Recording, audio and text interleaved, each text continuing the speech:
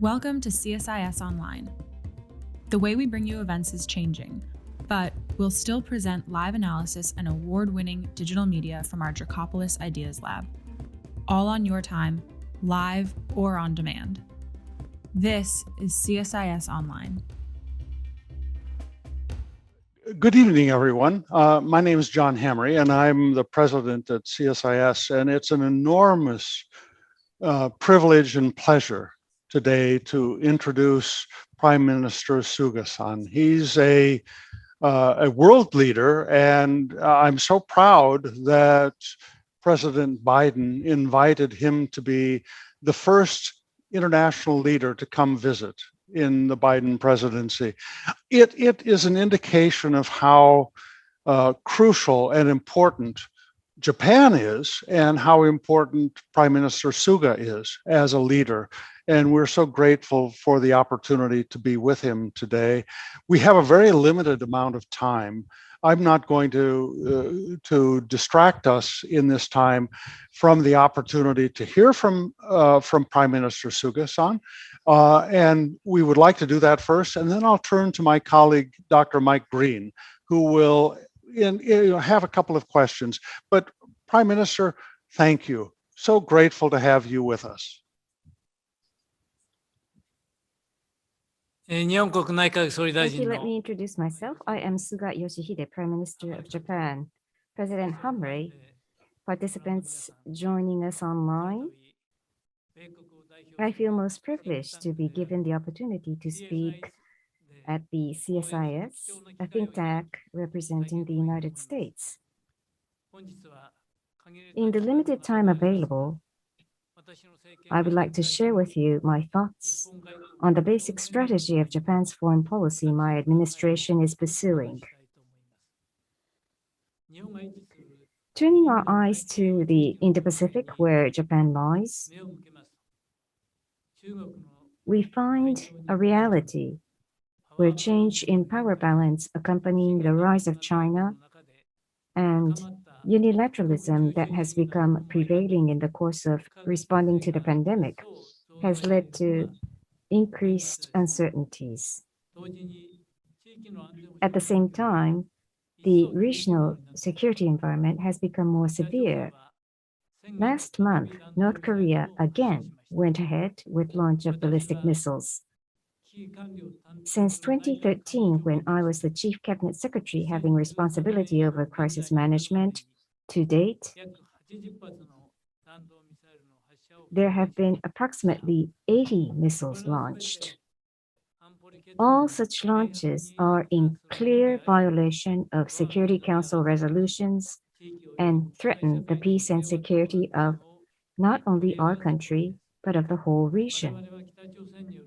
We must persistently seek the CVID of all weapons of mass destruction and ballistic missiles of all ranges possessed by North Korea. Through close partnership with the United States and trilateral collaboration between Japan, the U.S., and ROK, we will proceed towards full implementation of relevant Security Council resolutions aiming for denuclearization of North Korea. In solving the issues over North Korea, it is China who holds the key. That very country is rapidly gaining influence in recent years, politically, economically, and on the military front, while continuing unilateral attempts to change the status quo in the East and South China Seas. I have no intention whatsoever to concede in matters related to sovereignty or fundamental values such as democracy, human rights, and the rule of law. On China policy, it is important for Japan and the United States to engage in thorough discussion. Moments ago, President Biden and I were able to conduct serious and meaningful debate on this matter. Japan's basic policy on pending issues caused by China is to firmly assert what should be asserted and strongly request China to take specific action. At the same time, We must work to establish a stable and constructive relationship with China and keep in close partnership with the United States and other like-minded nations. That is my basic philosophy. The Indo-Pacific is the core of global dynamism, but on the other hand, faces a number of challenging realities, as I've spoken of.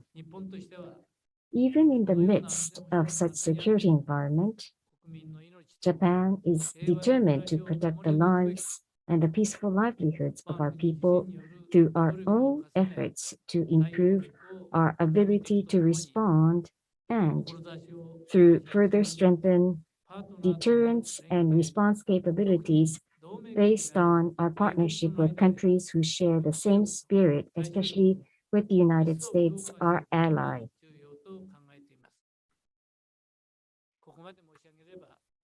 If you've heard what I've said so far, you must have understood that the strengthening of the Japan-U.S. alliance is needed more than ever in the Indo-Pacific, to which Japan is also part of. Our alliance, underpinned by universal values such as freedom, democracy, fundamental human rights, and the rule of law, has never been as rock solid as today, thanks to efforts made over the years by both sides. However, the situation that surrounds us requires both Japan and the US to make further efforts. In my engagement with North Korea's nuclear and missile issue and abduction, as well as the issues regarding the bases in Okinawa, personally feeling the importance of our alliance through first-hand experience, I have put in efforts to strengthen the alliance. Elevating the Japan-U.S. alliance to new heights is an important part of my responsibility in steering Japan's foreign policy. At the bilateral summit meeting held earlier today, President Biden and I reaffirmed the tight bond in our alliance. Through this meeting, I was able to gain confidence that we can work together to respond in solidarity as allies to various regional strategic challenges that I mentioned so far. I am of the belief that a functioning Japan-U.S. alliance can successfully respond to new challenges that have begun to emerge. I look forward to making progress in Japan-U.S. cooperation in such areas as COVID-19 countermeasures, green growth, innovation, science and technology, as well as in harnessing economic security. In terms of diplomatic strategy of Japan, we promote a strong Japan-U.S. alliance, but extremely emphasize multilateral approaches at the same time. Due to the COVID-19 crisis, the solidarity of the international community is required more than ever. So through multilateral coordination and collaboration, to solve the challenges that the international community is faced with, we will strive to realize such a united world and lead the formation of a post-COVID world order. As Japan promotes such multilateral approaches, what we always have in mind is not force or coercion, but our firm belief that rules-based free and open order, this is what brings peace and prosperity to the region and the world. By now, this vision of our country has garnered wide support by the US, Australia, India, ASEAN, and Europe, and by the international community. At the Leaders' Summit today, President Biden once again expressed his strong commitment to the realization of a free and open Indo-Pacific. At the so-called Quad Leader Summit held for the first time last month, the leaders of Japan, Australia, India, and the US, which share universal values, voiced in unison their firm determination towards rules of law-based free and open order. Now that ASEAN and Europe are also becoming more strategically interested in the maintenance of freedom and openness in the Indo-Pacific is encouraging. This is the time to translate our visions into actions through actual activities and corporations. Japan will aim for ensuring maritime safety and the enhancement of connectivity and will proactively implement concrete projects such as maritime security-related law enforcement capacity building or provision of support for quality infrastructure, including ports and harbors or power supply networks.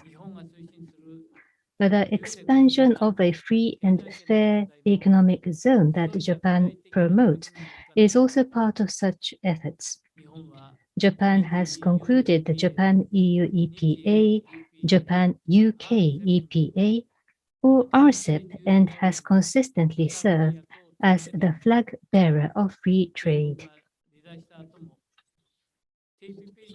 Regarding the TPP, after the withdrawal of the US, we have exerted our leadership to bring it into force by the remaining 11 countries. This year, as the chair, we will continue to lead the discussions for the steady implementation and for the expansion of TPP.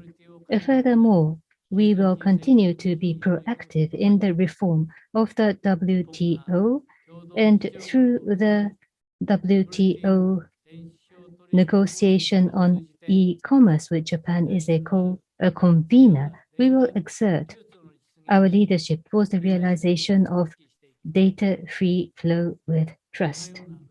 By the accumulation of these concrete actions, I am determined to strategically promote a free and open Indo-Pacific. Lastly, in order to prevent the spread of COVID-19, authoritarianism might be more successful than democracy. This kind of thinking is rising recently, and therefore, I wish to mention the importance of democracy. A democratic societies where each and every person can exert their maximum potential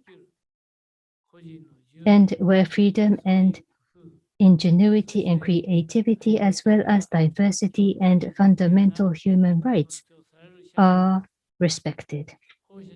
These are the kinds of societies that will bring happiness and prosperity to each and every person and will be the foundation for creating resilient societies. From these perspectives, in order to ensure that freedom, fundamental human rights, and the rule of law are protected in all countries and regions, Japan is determined to continue to proactively contribute to international discussions and endeavors. The top priority of my administration is the serious human rights issue of abduction. At the Leaders Summit we just held, President Biden has once again expressed his commitment to the immediate resolution. We will work closely with relevant countries, including the United States, and will do our utmost to realize the return of all abductees as soon as possible. I am prepared myself to meet Chairman Kim Jong-un without conditions towards the resolution of the abduction issue and towards the establishment of a fruitful relationship with North Korea. I am determined to act by standing at the forefront myself. Regarding the human rights situation in Myanmar, Xinjiang, Uyghur, Hong Kong, and others, Japan will firmly raise our voice and work together with the international community and seek concrete actions. It is my sincere wish that Japan and the US that believe in resiliency of democracy will exert stronger leadership, and together with like-minded countries, I wish to create a future full of hope. Thank you very much. Prime Minister Suga, thank you very much for your remarks. Welcome back to Washington. I think you were last here almost 2 years ago. We had a chance to meet in person then, and congratulations on a very successful meeting with President Biden and a very bold and ambitious agenda for the Indo-Pacific and the world together with the United States. You touched in your remarks on many important issues and many Japanese foreign policy initiatives. I'd like to pick up on one or two. It was quite significant a month ago when you met with President Biden and the Prime Ministers of Australia and India for the first Quad summit. The Quad now appears to be a major part of diplomacy in Asia. You mentioned just now that increasingly other countries, Canada, Europe, are looking at a free and open Indo-Pacific. Can you tell us what your vision is for the future of the Quad? Do you see other countries joining the Quad or participating in some activities? How do you see the next steps in the Quad?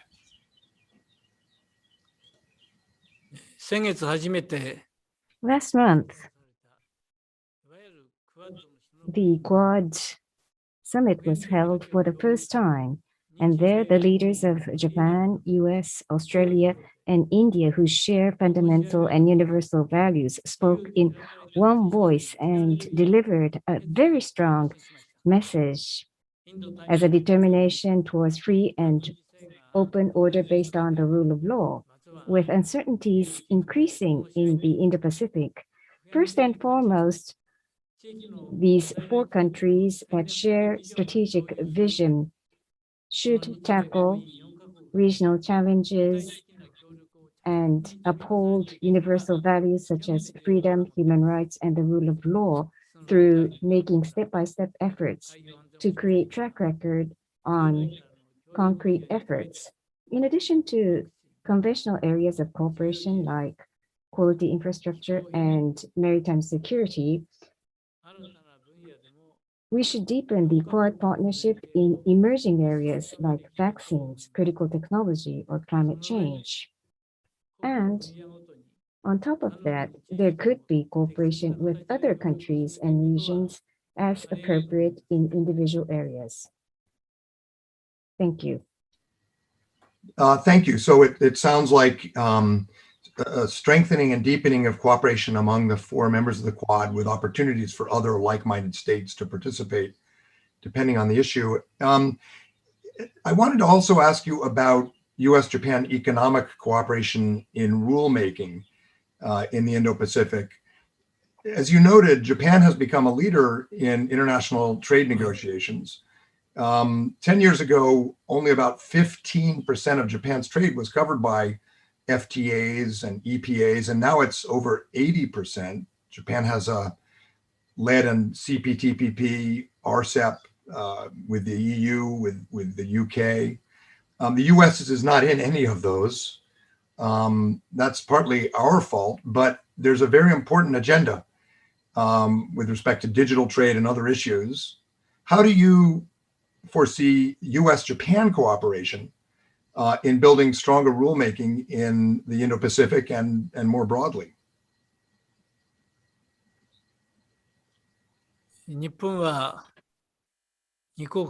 Japan is strengthening economic partnership through bilateral and multilateral economic agreements to drive efforts towards the establishment of free and fair economic order.